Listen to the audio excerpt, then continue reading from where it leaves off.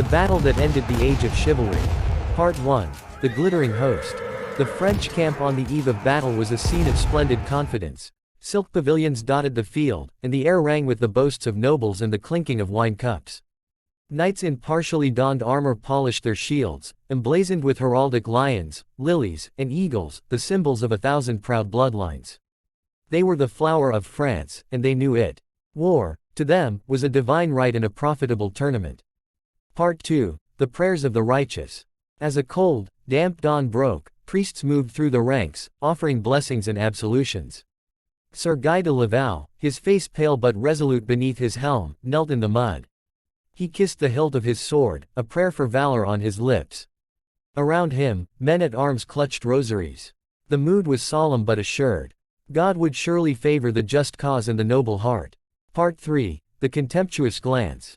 Across the freshly plowed field, churned into a thick bog by overnight rain, stood the English army. To the French knights, they were a pitiable sight, a thin line of weary, mud-stained men, many of them low-born archers armed with long staves of yew. A hunt, not a battle. A French duke bellowed, his laughter echoing. They would ride these brigands down, capture their king for a colossal ransom, and be home by Christmas. Part 4. The sucking mire. The trumpets sounded the advance. The French knights, eager for glory and unwilling to let common infantry steal their honor, led the charge. But their magnificent warhorses, bred for the shock of the joust, sank to their knees in the clinging mud.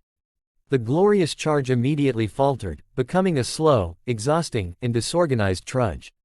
The weight of their pride and their steel was already turning against them. Part 5. The storm of iron. Then the sky darkened. It was not a cloud, but the English arrows, thousands of them, loosed with a flat, vicious trajectory. This was not the archery of sport, it was the archery of slaughter. The arrows fell with a sound like tearing canvas, finding the weak points in plate armor and the vulnerable flesh of the horses. The air filled with the screams of dying animals and the dull thud of iron punching through steel and bone. Part 6. The breaking of the flower. The charge collapsed into a chaotic, suffocating scrum. Knights, packed too tightly to raise their weapons, were shoved forward by the press from behind, stumbling over the bodies of fallen comrades and horses. The magnificent French army was now a helpless, compressed mob, trapped in a killing zone. The mud was stained crimson. Part 7. The butcher's work. The English archers, seeing the disarray, dropped their bows and seized their close-quarter weapons, axes, mauls, and long, wicked daggers called Misericordes, the mercy-givers. They swarmed the immobilized knights, not as fellow warriors but as butchers. They moved with a terrifying efficiency, hooking armor to drag men down, and driving their daggers through visors and into armpits. There were no calls for ransom, only the grunting work of killing. Part 8. The end of a code. Sir Guy, thrown from his horse, struggled to his feet. He swung his noble broadsword at a nimble archer, but the blow was slow, the mud relentless.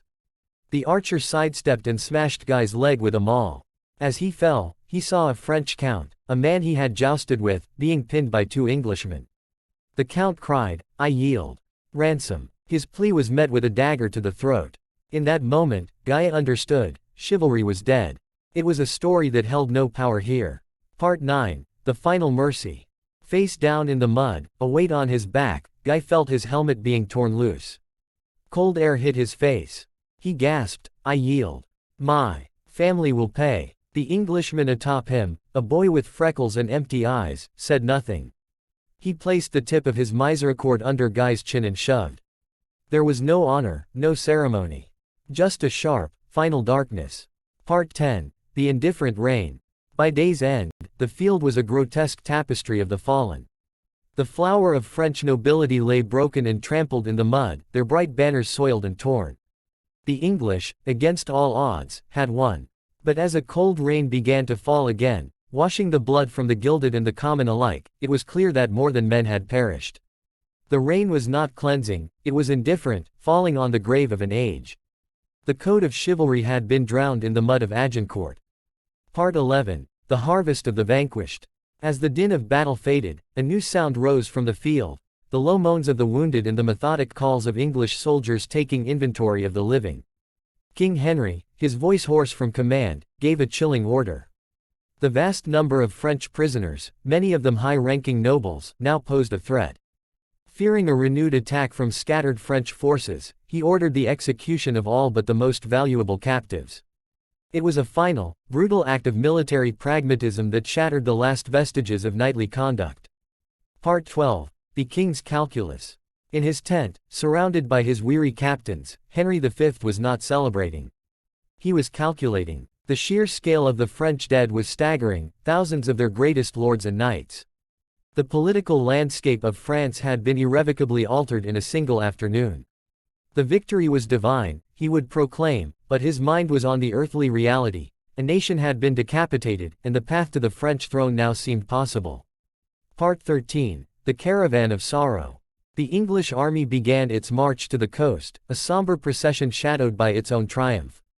They carried their wounded and their few, immensely valuable, high-born prisoners. Behind them, they left a field of the dead so vast it would take days to count. The air grew thick with the stench of death, a putrid monument to the day's slaughter, a warning to any who would pursue them. Part 14. The Messenger's Burden.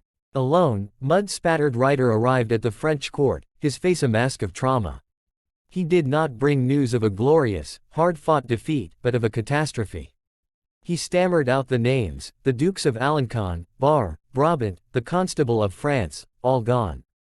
A silence of disbelief, then a wave of despair, swept through the palace. This was not a defeat, it was an extermination of a generation of leadership. Part 15. The Empty Castles. Across France, the news trickled in, not as a wave, but as a series of individual, crushing blows. Messengers arrived at stone keeps and grand chateaux, delivering sealed letters that shattered lives. A wife became a widow, a son a lord, all in the moment it took to break a wax seal. The heart of French nobility had been ripped out, leaving a power vacuum in a landscape of mourning. Part 16. The New Truth of War. In the war councils of Europe, the lessons of Agincourt were studied not with romance, but with cold, hard analysis.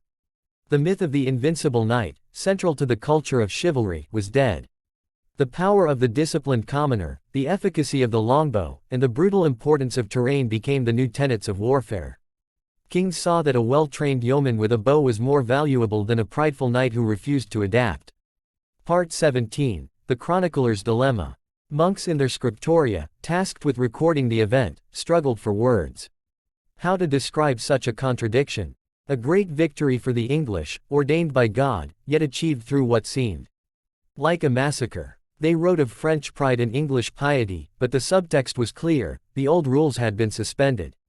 The chronicles themselves became a battleground between the old ideal and the new, bloody reality. Part 18. The Ghost in the Armor. For the survivors, both English and French, the battle left an indelible scar. The English archers, though victorious, carried with them the memory of the bloody, close-quarter work. The few French knights who escaped or were ransomed returned home as ghosts, hunted men in a world that no longer made sense.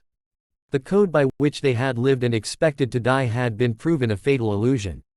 Part 19. The Political Earthquake. The diplomatic world convulsed. Alliances that had been built around French noble families suddenly crumbled. Henry V, emboldened and politically unopposed, pressed his advantage with a ruthlessness that would have been unthinkable before. The Treaty of Troyes, which made him heir to the French throne, was a direct consequence of the void left in the French nobility. Agincourt was not just a battle, it was a seismic event that redrew the map of power. Part 20. The Long Shadow. A generation later, the memory of Agincourt still loomed large.